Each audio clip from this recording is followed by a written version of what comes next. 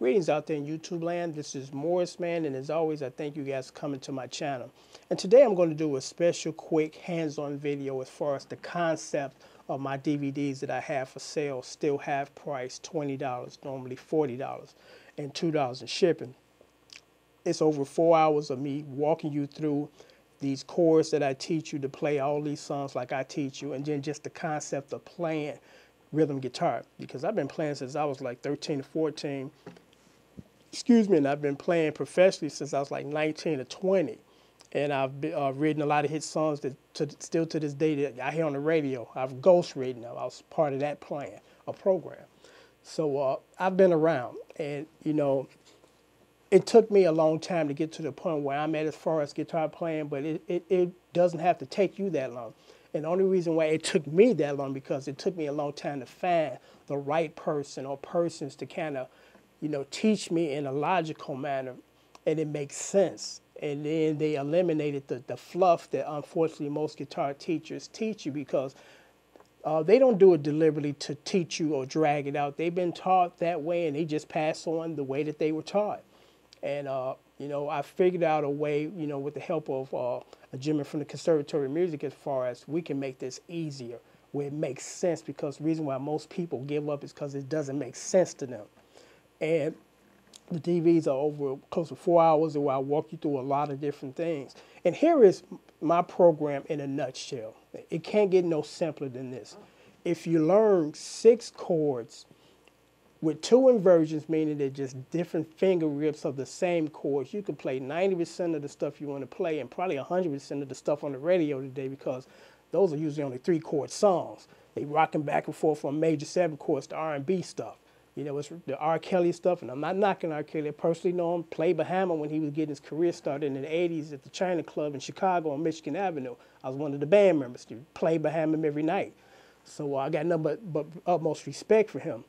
But the stuff that, you know, that I teach you, you can play all this stuff, because as you know, I got over 2,000 videos. And the majority of the big heavy hitters on YouTube, like Manic, Marty Swartz, and I love their channels. They got like maybe 700 videos, and they've been here for like 6 years. I've been here for less than 2.5 years, and I got over 2,000. And the reason why, because of the program that I applied to my plan, it worked, and it worked for you. Because here's the concept. Again, you just need to learn 6 chords, 2 different inversions. Most professionals like myself, we know about 5 or 6, but I rarely ever use even 3. The majority of the inversions is just 2. And here they are. The first one is built on the E string, then I'm going to build it on the A string. And for the sake of the illustration, I'm going to start right here on the E string on the G note. And here it is, just that simple. G major, G minor, G7, G minor 7, G major 7, and G suspended 4th. That's it to play just about all the songs you want to play. And you build those same chords with just different fingering on the A string. And for the sake of the illustration, we're going to build on the A string, C note. So it's C major, C minor, C7, C minor 7, C major 7, and C suspended 4th. And then the only thing you do is just move them up around the fret, you know, the guitar neck. So if this is a C major 7, slide it down 1, it's a G sharp major 7, or a D flat minor 7, you know, and just keep moving it down, so on and so forth. Same thing when you build them on the E string. Just move them up and down the fretboard. In my DVD, I teach you some more chords, like the 9th chord, which is something that you need to know, because 9th chords show up in a lot of songs. And then the diminished chord, which is a jazz chord, which you rarely ever hear unless you're doing jazz. And you can't get around playing jazz without knowing a diminished chord, augmented chord. So I walked you through some additional chords in the DVD lessons that will, these chords will kind of creep up. But for the most part, if you're doing traditional R&B, pop stuff, it's just these 6 chords that I just, you know, showed you. And they're pretty simple. I mean, here's a quick example of why it's important to know at least 2 inversions of a chord. Say, for instance, the song calls for an F major 7. And and that's the one that I built on the E string. But the song itself, the guitar player is playing F major 7 right on the A string. That's a totally different tone, but it's the same chord. So that's why it's important to know at least 2 inversions, because depending on what the guitar player is playing or the piano player is playing in that particular song, you want to be able to match that tone, because again, this sounds totally different from this. And the majority of the ballads, they build the major 7 chord on the A string. It's usually that one. It has a beautiful tone, because the majority of the time when we play, one of my bands, the R&B bands, we end our set with ballads. And we learned this a long time ago when we watched the older guys when we were younger. They ended it on a major 7 chord. Good night, we love you, thanks for coming out. You know, usually that. And it works for that, because this is one of those chords, the major 7 chords, with just a beautiful chord when you're strumming, as opposed to this. Good night, we love you. It just doesn't have the same feel. And this is a diminished chord, you know. Jazz chords are really interesting because, to me, and this is just my interpretation, that alone they sound terrible. You know, when you string it, don't sound like nothing until you put it into an arrangement, a jazz arrangement, then it works. But like chords, again, like the major 7 chord, it just sounds beautiful, you know.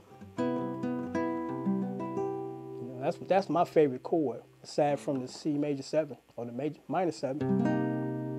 But you know, this one. So I thought it was important to stress that. That's the reason why you need to know at least 2 inversions, because depending on what the guitar player is playing on the recording, it's where you want to try to be.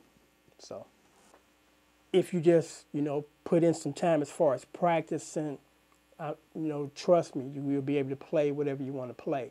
Because it's important to learn the basics, because I get people all the time telling me, you know, you just did a good job on that cover, when are you going to teach us the lesson? That was a lesson.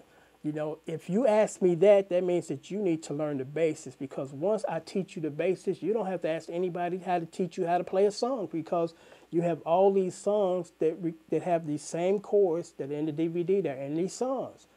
You know, so it's important to learn the basics as opposed to, and it's understandable, because some people don't know what they don't know, you know, as far as how do I learn, what are the steps to learn to play rhythm guitar.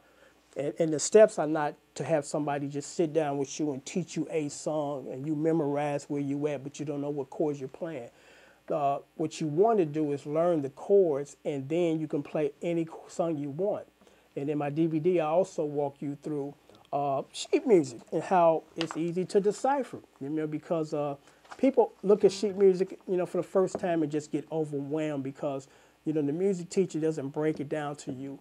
And it's real simple, you know, and it's just, and here it is. You know, when you first look at this, you say, man, I'm overwhelmed. I got the treble clef, the bass clef, and then I got these chord charts over the top. So where do I start? You can eliminate the treble clef, because all that is the melody, and that's for the singer, or for the piano player that's playing the melody when there's no singer. And the bass clef is just for the bass note. So unless you're playing piano, you ain't got to worry about nothing but these diagrams over the top. And they even give you the diagrams where you put your fingers. Because the sheet music today is improved over the sheet music of 10 years ago, because 10 years ago, nobody told you this, that 100% of the stuff 10 years ago, as far as the diagrams, were in first position. And when you're playing an R&B song, funk song, you rarely play in first position. First position is usually reserved for country and western and folk music, you know, the first 3 frets, you know, the first, you know, but nobody told you that. You know, you sitting up here playing the E minor 7 chord up here when you should be playing it down here, you know. So it's little things like that that is a big help to know, but nobody tells you this. Nobody told me that. One day I just figured it out. I said, you know what? I'm never playing up here according to the diagram, but the diagrams of today, they actually tell you, you know, sometimes 6th fret, 3rd fret, or whatever. So they're a little more accurate than before. But as far as sheet music for rhythm guitar player, just the chord charts over the top. That's it for you. Now for the piano player, it's a different thing going on for them, because they're actually doing 2 things at once. The treble clef, they play with their right hand, and then the bass clef, they play with their left hand. And sometimes they're either doing this, either or. They're playing the melody with this hand and the chords with this hand. Or if they have a singer, they're playing the chords with this hand and holding down the bass note with this hand. You know, so it is a little more involved for piano players, because I do play a little piano myself. But for guitar players, if you just know what I just told you, and I stressed in the DVDs for sale also, it's a piece of cake for you. I mean, the issue is the majority of the people that teaches you guitar, they don't teach you the basic stuff. They give you a whole lot of extra stuff that you'll never need, and they tell you that in order to play the stuff off the radio, you have to learn that stuff first. It's absolutely false. In my videos, which are close to 4 hours long, I give you more information than most music teachers give you in 6 months when you go to them twice a month at $60 a lesson. So that's like, you know, perhaps could be $120 a month, you know, several $100s in 6 month period. And you haven't learned half of the stuff that I'm teaching you in these DVDs for $20. Because I learned the hard way, as far as I went through many music teachers, and I got, you know, discouraged because I go to one thinking I'm going to learn something, and then they teach me the same thing the other guy taught me, which is really some stuff that I never used. So, you know, as a result of my YouTube subscribers asking me, they say, man, how can you play these many songs so quickly, and how can you, you know, could you show us or put together something for us to learn, you know, the way that you play? And that's how these DVDs came into existence or birth, you know, because of you guys out there, and I appreciate it, saying, you know, is there anything that you can teach me, you know, show me that I can become a good guitar player? So that's when, you know, this whole concept was born, because it's pretty simple once you learn and understand what you need to know. And it's not going to take you forever. If you put, you know, your time into it, you know, you will get results, because, you know, in my DVDs, I walk you through so many different things that, you know, most people don't even think about or take for granted, like how to get a good tone, how to, you know, get good action on your guitar, because action is important. You know, when I first started playing guitar, you know, I had a cheap Tasco, and the action was so high I could literally take my finger and put it up under the strings. And when you do that, when they so high, you got to press down, and doing that, it stresses your hands out. But if you have your action so low to the point where it's not yet buzzing, you can play for hours, you know. And a lot of people just don't teach you that, because they say you should be able to play, you know, regardless of the action. That makes your hands stronger. That's nonsense. You know, the lower it is, the easier it is to play, and the longer you play, and then you feel good playing. You know, so it's just little things like that. And another one is, don't go out there and get caught up in the marketing BS and go spend $700, $800, $1,200 on the guitar. That guitar back here, purple guitar that I've played on a couple of my recent covers, I only paid $40 for that guitar off eBay. I bought it because I like the color purple, but it's actually a pretty decent guitar. It sounds good. It has a deep, richer tone, because the majority of my Stratocasters have a bright tone. And like old school funk said, Larry, it's not the one, it's the wizard. You know, and I totally agree. You know, it's not about, you know, because you got a $900 guitar, you're going to be a better guitar player. Practice makes you a better guitar player. You know, so it's things like that that are not stressed in traditional ways of playing, but they're extremely important. And there's some people that don't know what they don't know, as far as differentiating between someone teaching you how to play your instrument versus someone showing you the chords because you can already play your instrument. That's a big difference. And the people that don't know one from the other, it's easy to know or indicated that they haven't learned the basics, because the basics is learning chords and playing the different inversions, and being able to look at the sheet music and say, okay, G minor 7, G major 7. You know, they know what they're doing. They know what they're supposed to be. And again, I can't stress more, there's a difference between the two. And avoid that tab nonsense, as far as begging people for tabs. Oh, you got the tab for that? Because you don't want to go that route, as far as just somebody showing you where to put fingers. You want to know why fingers are there. And once you dab into this DVD lesson program, you know why fingers are there. You know where you at. You know why you there.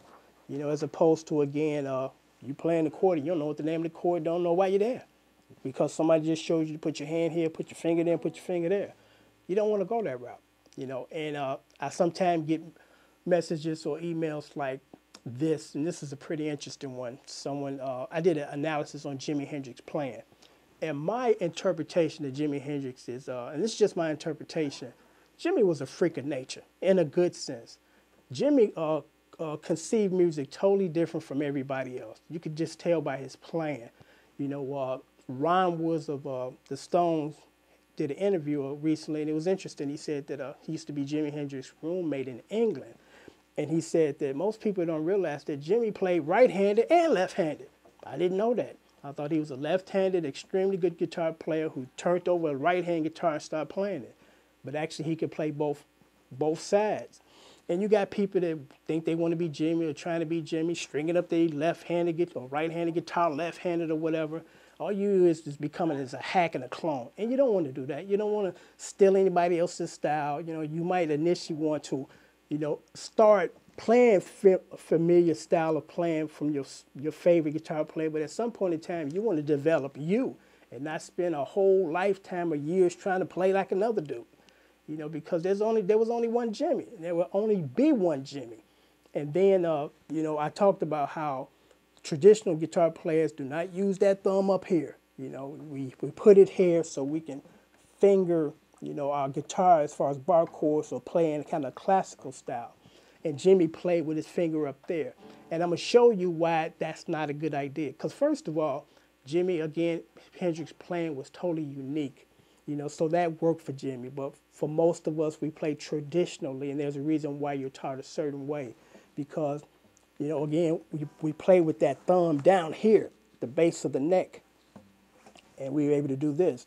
If we slide that thumb up, and I do it again, if we slide it up, guess what? Now these fingers slide down. So now you don't have full extension of these fingers because that finger is way up here. And the reason why Jimmy did, because Jimmy had a unique, again, way of playing. And the chord that they deemed the Jimi Hendrix chord, which off the top of my head, I forgot it because I don't play that chord because the style of music that I play doesn't warrant that chord. But it did for Jimmy. Back in the 60s, he was doing the psychedelic rock thing, and you know, his hand was all over here, but for most of us, we playing traditional 70s, 80s, 90s R&B, pop or whatever. So, you know, it's not necessary for us to be finger way up here. But again, people get caught up into that. I want to play like my hero and be like him. And it's flattering to emulate your hero, but at some point in time, you need to become your own hero. You know, that's why I really don't do the solo thing, because I think that's a personal expression. That's just my personal opinion. You know, instead of trying to do somebody else's solo, I need to work on making me a solo. You know, so that's just, again, my opinion on that. But again, you know, if you're interested in the DVDs, 4 DVDs, close to 4 hours of me walking you through these chords here, how to read sheet music, how to learn structure of song, because again, that's extremely important to pick up stuff, because 95% of the stuff that's on my channel, I never heard before. You know, people send me requests of songs I've never heard in my life. But when I hear them, I can hear what the bass player's doing. I can figure out the chords in less than a few minutes, put it together, put a DVD on it, put the chords in there, I'm done. You know, so you can do the same thing. So again, if you're interested, inbox me. DVDs are $20, $2 shipping and handling. They go out the next day when payment is received. So on that note, until next time, take care. Thanks for watching.